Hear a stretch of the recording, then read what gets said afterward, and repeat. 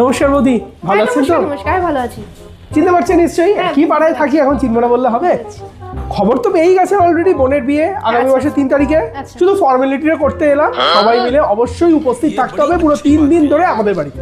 নিশ্চয়ই যাবো। ঠিক আছে, কিন্তু তার আগে কিন্তু একটা ছোট্ট ফেভার লাগবে। বলুন। একটা দিন সময় বার করতে হবে আপনাকে। ওই সেই দিন ওই বাড়ির আমাদের সবাই মিলে ওই শাড়ি টাড়িগুলো কিনতে যাবে আর কি। আচ্ছা। আমার বোন আবার জেদ ধরেছে কি বলুন তো, আপনার দেওয়া বেনারসি পরেই ও বিয়ে করবে। ও আচ্ছা আচ্ছা। আরে ছোট মেয়ে বোঝেন, আবার এতেও নয় মানে এত ডেপো হয়েছে এই বয়সে ওর বিয়ে দিয়ে দিচ্ছি। বলে কি বলুন তো, দাদা মানে দাদার কথা বলছি, দাদা যে খাটটা দেবে ও সেই খাটেই ফুলসজ্জা করবে, নাহলেও করবে। তো ভাবুন একবার কাণ্ডটা। ও মানে দাদার সাথে আপনার কথা হয়নি? না না, আপনি বলে দেবেন একবার, শুধু ওই খাট আর শাড়ি তো কোনো ব্যাপার না। ও আচ্ছা।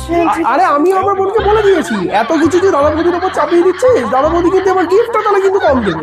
ও তাতে বলে তাও ঠিক আছে। এবার চলুন 3 দিন তো থাকবেন, আশীর্বাদ আমিও আপনাকে বলে দিই, আর কিন্তু বেশি খরচ করবেন না।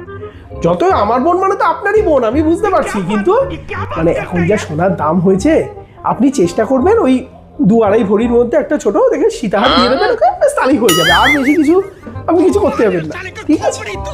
আর এবার আমার আশীর্বাদের কথা উঠলে বলি তো, দাদা কি আবার খালি হাতে আশীর্বাদ করতে পারে মেয়ে জামাইকে, নতুন মেয়ে জামাই?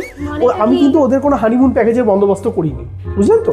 তো একে বলবেন, দাদাকে বলবেন ওই গোয়া হোক বা আন্দামান হোক বা মরিশাস হোক, কোথাও একটা ছোটখাটো থাইল্যান্ড হোক, একটা ট্রিপ প্যাকেজ বন্দোবস্ত করে দিতে ওদের। মানে দাদা দিয়ে দেবে, মানে আপনার দাদাকে এগুলো দিতে হবে? মানে ও আশীর্বাদ তো, আশীর্বাদ ও আচ্ছা, আপনাদের। আশীর্বাদ। হ্যাঁ, আমার মাথাটা কেমনটা করছে বেশ, আমি আর এই পাচ্ছি কি হলো, না। কি হলো আপনার? गुड बाय गया।